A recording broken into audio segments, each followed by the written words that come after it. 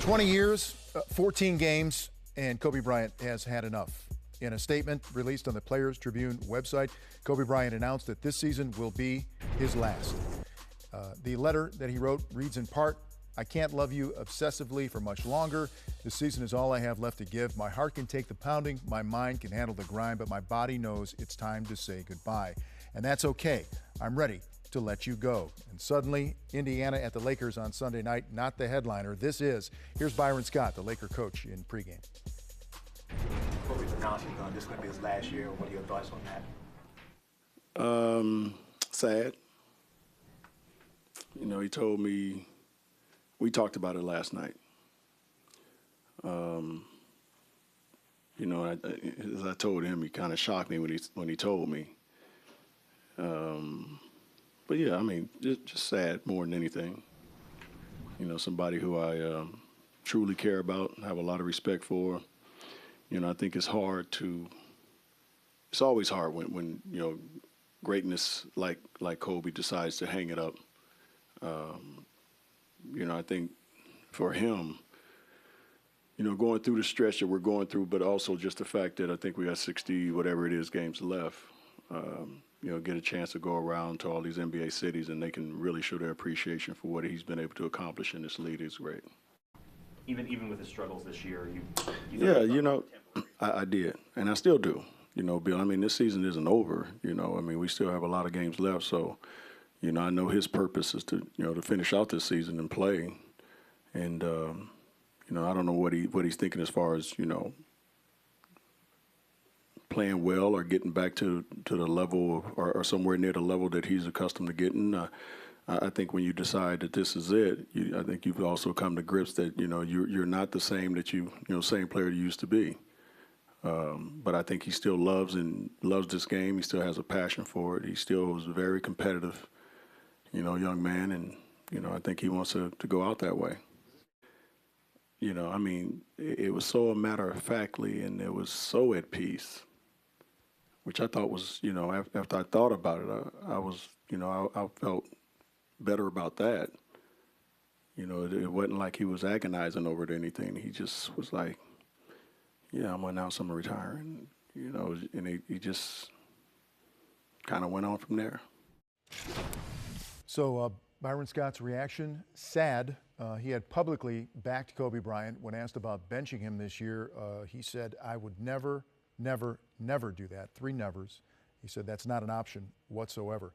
But you could see what was happening with Kobe as the player, and I want to talk to you about your former teammate, but this reminds me of Joe DiMaggio at the end of his career. I always refer to this upon player retirement, and you can Google him, kids. When you don't look or play like you did and you're a legend, it's hard to go out there and not live up to that standard. And I think it finally was able to sink in with Kobe. Yeah, as difficult as he is on himself and the way he drove himself for so many years, the way he drove his teammates, as difficult as it was for them to understand why he responded and reacted to them as difficult and as hard as he does or did. That's the inner voice, the inner critic. As you said, Brent, I can't imagine what it must have felt like to watch himself deteriorate to this point and not be, you know, Kobe Bryant. Like this guy, this year wearing jersey number 24 is still Kobe Bryant, but it's not the Kobe Bryant, you know, I played with. It's not the Kobe Bryant you guys have covered or competed against for all those years. And so, you know, going out as gracefully as possible, but maintaining that same fire, which is not going to go away. You said, you heard in the statement, he can still, his heart and his mind are still in it, but his body doesn't allow it. And that was evident to the naked eye. You didn't have to be a basketball expert to know that whatever he was attempting to do was not at the level that, you know, an NBA player that we talk about Kobe Bryant should be doing. I just wonder, and I'm not sure, and this is just speculation, that if there was a moment of clarity after the Warriors game, when he's 1 for 14 and he's playing against the very best, and after that there really was this sort of reaction or outcry on the media across the country that Kobe, you got to stop this. This has to stop. And I'm not saying he was influenced by that, but that here you are, and here's where you used to be, kind of. No, I think that would be fascinating to, hopefully at some point we'll have some people here get a chance to talk to Kobe specifically about that when you're playing the best in the business. And Steph Curry, arguably the best player in the game, if not right in line with LeBron James at this point, but definitely playing the best basketball of anybody this season. And the anticipation of the Warriors breaking the record to get to 18 straight wins and doing it against the Lakers with a couple of days, Vince, we talked about this, a couple of days lead in, and you're thinking, you know what, Kobe going to Oracle, showing up, I wonder if he can muster something.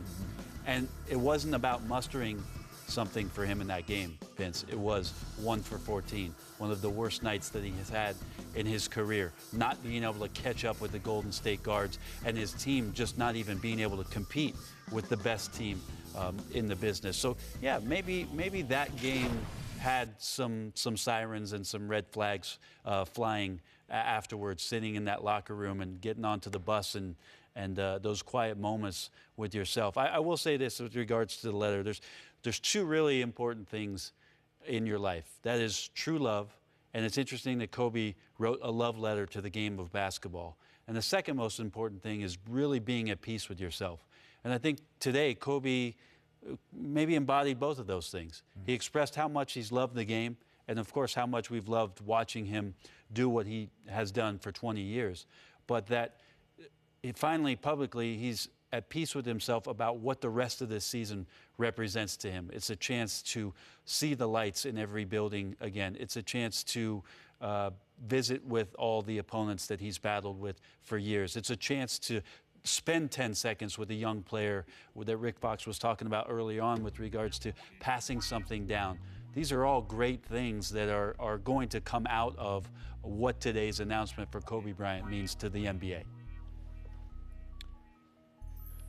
Yeah, that's perfectly said. You told me you felt bad too when the news came down. Yeah, it caught me like, by just surprise. like Byron.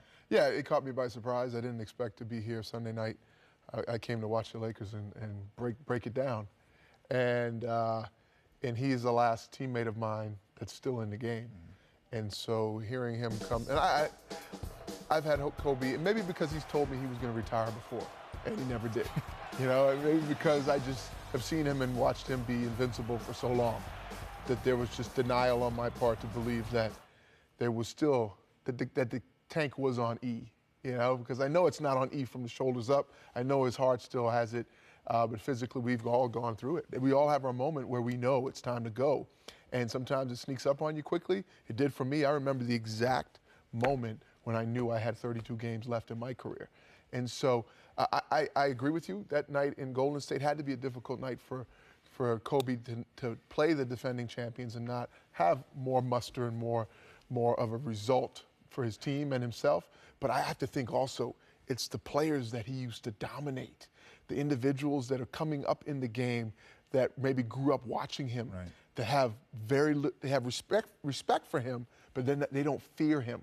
And so to have those guys defend you and shut you down and prevent you from doing the things, to have the referees not blow the whistle on plays where you got calls and fouls, you know, and to be one of the top all-time three-point makers in the game and not have those shots go down when you're left open. You know, all of those things are just smacks in the face. You know, it's like a wake-up call. And no matter how much you deny it, 14 games, I think that's coming to that decision is quite quick, if you ask me, because I'm sure he wanted to give himself one more shot at it. Well, I believe this is a culmination of the last 3 years. I mean, the extensive injuries, the rehabilitation process, those lonely mornings where Kobe was getting up at 5 o'clock to do 3 different rounds of rehab just to get back on the floor. I wonder how much Kobe watching Steve Nash a couple years ago just battling to try and get back on the floor and seeing him not do that made Kobe think to himself, you know what, I'm not going to do that. I'm going to make it back. I'm going to find a way to be back on the floor. And then realizing maybe at some point this year, yeah, that there is that time. There is that time where you can't go out there and do the things that you want to do so badly in your head, that you see playing in your head like a movie. I know I can get that ball, and I know I can make this shot, and none of those things are happening. So the reactions around the league, I think, are astounding, Vince. I mean, the attention to this announcement on a Sunday when maybe some people are watching another sport, that this is dominating the news. This is who Kobe Bryant is. This is how he's represented himself, and certainly represented the league over the course of 20 years. That it's going to get a lot of attention in the next 48 to 72 hours. Yeah, I go back to Tuesday's game against Golden State, and what was kind of being murmured, there was a murmur about Kobe's performance. That became the spoken word the day after it was out there. But for Kobe Bryant, I mean, look, he emptied the bucket. He gave us everything that he could possibly give us. And eventually his body did betray him. And that's unfortunate, but that's also the way of life for athletes, no matter who you are. Eventually there is a finish line. Well, we're saying that now. There's still a lot of games to go. So there's still moments for us. We're not going to see the Kobe Bryant that we would love to see. We're still going to see him on the floor. And there'll be opportunities this year for him to be out there. We talked about this before we came out to discuss it in front of the cameras, but we believe that there's going to be a different Kobe Bryant that you're going to see, a guy that's more at peace with himself and a little more relaxed on the floor. And I think that will start to show in his performance. There won't be so much pressing from Kobe to do things, and then all the little things that happen throughout the course of the game will really be celebrated by the fans, both at home and on the road for the rest of the season. Well, as it turns out, a Tuesday visit by the Lakers in Philadelphia, regular season visit, is much more than that now, as Kobe will head home as the announcement is official. And we are going to step away here on Game Time presented by Kia, but this is from Nick Young, his teammate Swaggy P. Kobe Bryant, slam dunk giant. Wow, those were the days. Rick? That's the Rick. Just pass me the ball. He's got number 8 on. That's terrific. It's family right there.